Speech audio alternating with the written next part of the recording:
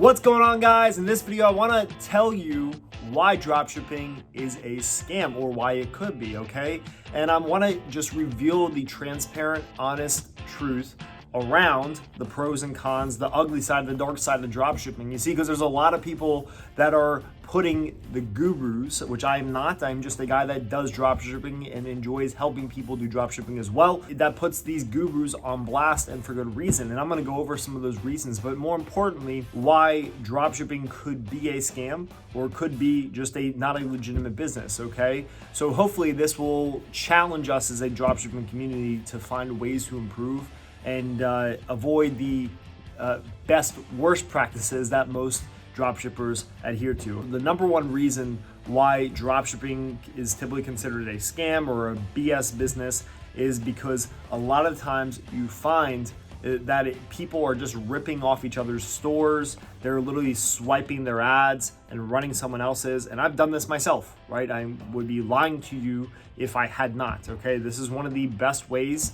to get started, because you see sales, you see numbers, you see good data up front when you have no idea what you're doing when you're brand new to the game, because the barrier to entry to not just copying essentially what someone else is doing out the gate is going to be very hard, and you're probably going to quit very quickly because this is a very hard business. But once you see the patterns and the trends of how people respond to specific types of video ads or specific types of creative work, right, and copy and product page design, then you can make your own, right? And that's really what all of us should strive to as soon as possible once you get your feet wet, mainly because you will actually make more money, you'll be more profitable running something that is your own, but also it's just the right thing to do, right? So just ripping people's videos, their landing pages, their images, right? That's not the best way to move forward, okay, with this industry. So that is the first thing, is that it's very easy to rip people's stuff and go, okay? And that is a huge problem that we have. The second thing is slow shipping times. We all know that 99% of dropshippers are sourcing from AliExpress out of China. They're just going direct fulfillment from a 3PL company, from AliExpress itself, or from any other supplier that is listed in AliExpress, and the supplier is sending their products direct to the consumer, which can take, yes, it can be quick in normal circumstances, non-pandemic. It can be 10 to 15 days, which is fairly reasonable, assuming the product quality is good. But more importantly, that's not always the case. That's sometimes rarely the case if you don't manage your suppliers well, right? And a lot of dropshippers just don't care. They will be more than happy with having their customers getting their orders in 40 to 60 days, all right? So slow shipping times is a huge problem, because the cost and risk it's gonna be to bring over a bulk order to the US and stock up in a warehouse and pay the stocking fee, pay the pick and pack, pay the premium pricing for US fulfillment out of a US warehouse with USPS or whatever you go with. Sometimes just doesn't make sense, right? So your margin basically disappears and you're not making money. I'll do another video in what I believe the best way to run a dropshipping store for the long term is, but this is just the reality. Like, most of the time, it actually does not make sense to move product into a US warehouse. So the best thing that we can do as dropshippers is to have the fastest shipping line as possible, have a supplier or 3PL company out of China that is diligent and as quick as possible, so orders are getting processed, fulfilled, and shipped out in a reasonable 10 to 15 days, which is definitely doable. The third thing is the quality of the products, right? So a lot of the times we're selling things that people that don't actually do what they say they'll do, or just the quality of the material, if you're selling like apparel, for example, doesn't live up to what it looks like in your image ads and your video ads, or the way it's described on the product page. So by having your supplier, your 3PL company, validate the quality of the product, this is the most important thing you can do if you're not going to be fulfilling out of the US and you don't plan on going to China yourself, right? Which may not be the best, may not be an option as I'm filming and releasing this video. So just having a good relationship with your 3PL company, with your supplier, so they can validate the quality of the product and verify that it is as good as up to your standard, what you're expecting, and also maybe even rush ordering 1 or 2 units to you directly, pay that premium shipping cost, get it in your hand and actually see what it is that you're selling, right?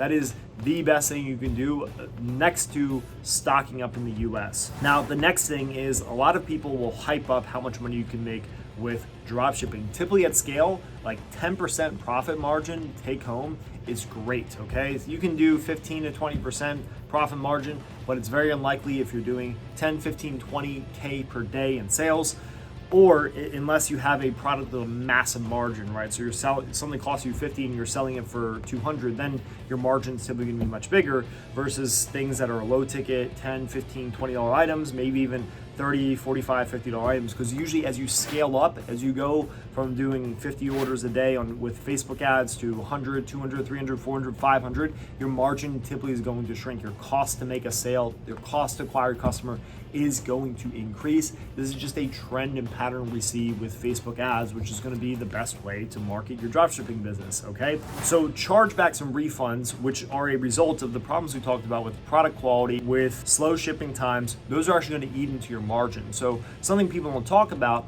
is that there are these additional costs that are going to come later, right? The headaches that are going to come if you don't manage things well. But this is just like any business. If you don't take care of your customers, you're going to have problems, right? So this is just a challenge, call to action for us to really over deliver on the speed that we deliver our products, that we get them out, that we stock up, to manage our supply chains, to manage our lead times. If we're going to be scaling product, it's very irresponsible for us to not be able to source that product in a reasonable amount of time and get it to our customers. And yes, bad things will happen. We're working on a global scale here, so a lot of things can happen, especially when you're not physically in China, working directly with the supplier. They may say one thing and do another, okay? That's business in general. It's not just in China. It's not just Chinese people, right?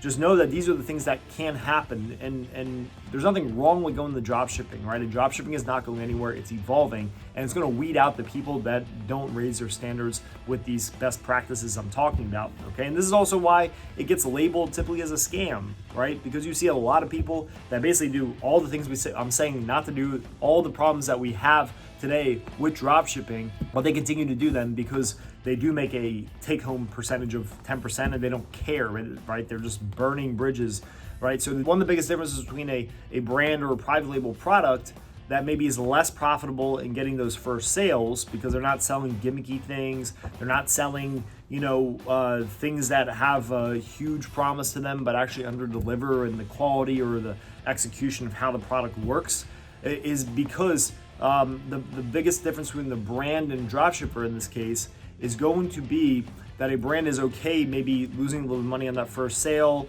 or breaking even or having a small margin, but they know if they really over deliver on product quality, on shipping speed, on customer service, when they first get that sale, that person is more likely to come back. They actually have an asset in their email list, whereas traditional dropshippers that are shipping crappy products out over 40 to 60 days shipping times with no customer service and have a ton of chargebacks, their customers, their email lists are not going to come back and make a second, third, fourth, or fifth purchase. You're basically in a mousetrap where you're constantly having to spend to get a sale, and it's a dangerous place to be. You can still do it. Facebook ads can still be inexpensive enough where you do that for at least the next couple of months or years, but there will come a point where Facebook ad costs increase to the point where, like Google, right, where you can't get away with those business practices. You have to acquire customers at maybe a small profit, a break even, or a loss, but then you over deliver as a business and you get that person to come back 2, 3, 4 more times, or on a recurring membership maybe, right? And that's where you make your money. This is where dropshipping needs to go, okay? And one of the biggest reasons why dropshipping gets labeled as a scam is because there are people that are actually scamming. Let me tell you a quick story. So not to put this person on blast, as I will not be dropping their name, they did over $1 million in 1 month very recently, selling something that goes on your face, okay? I bought this product through their funnel. And what I found was that they actually did not deliver the product. And I received a call about 7 to 10 days after I placed my order, okay? And the product was promised as advertised in the ad to arrive in 4 to 7 days, right? They literally did a video showing an Amazon listing about how long Amazon's taking, and that was like their angle, right? The angle was that you would get it right away. Well, it didn't come right away. In fact, it never came. What actually happened was I got a call from one of their call centers in the Philippines on a phone number that I could not call back, right? So they called me from the Philippines. They used a Google Voice number. They left a voicemail saying, hello, we want to process your order. We can't because we need a verified address, which is BS. They had the address because they had our billing information, our shipping address, right? It's the same exact address. And they said, we cannot actually process this order until we get a confirmation on your address. So call us back at this number. I called the number back like 5 times for 5 days, and it just went to a Google Voice voicemail. So if someone does like that, does $1 million selling products that's hot, like a mask, right? And what's gonna happen is there's no expense, right? So they're basically just spending money on ads. They probably did like $300,000, $400,000, $500,000 in ads. They collected $1 million in revenue, and their expenses for the product was 0 because they never actually sent it out, right? That is a huge problem, and people like that are the reason why dropshipping as a whole gets such a bad rap, right? Because if you think about it, Amazon is dropshipping, Wayfair is dropshipping. A lot of these big businesses, they are dropshipping businesses. It's just a question of how you're managing the business itself.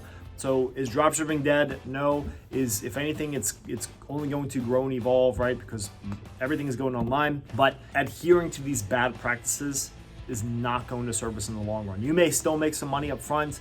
You may still make some cash today, but ultimately you're gonna have problems that are going to hurt you for years if you don't adapt and evolve, okay? So just wanna do this video to really break down the truth, not say that you can't be successful in dropshipping. Obviously, I'm a dropshipper myself, and I do love the business, but I wanna encourage you to challenge yourself to do it the right way, which is hard, right? Just like most things in life that pay off are gonna be hard work, but also to realize that it can be a scam, but it's not a scam. It's not a sham, right? So hope that video helps you guys. I'll be going more in depth around videos like this that don't just talk about how to do Facebook ads, but really talk about the business as a whole and help you make the right decision if it's what you want to keep doing or how you can evolve with it, or even if you want to get started, all right? By the way, check out our links in the description. We have a couple things there. First, our amazing free community of other dropshippers, right? The most transparent Facebook group in e-commerce. Second thing is I got a free mini course that shows you how to do everything from A to Z to building a store, finding a product, and basically getting your first sale, all right? Go ahead and check that out, and I look forward to seeing you in the next video.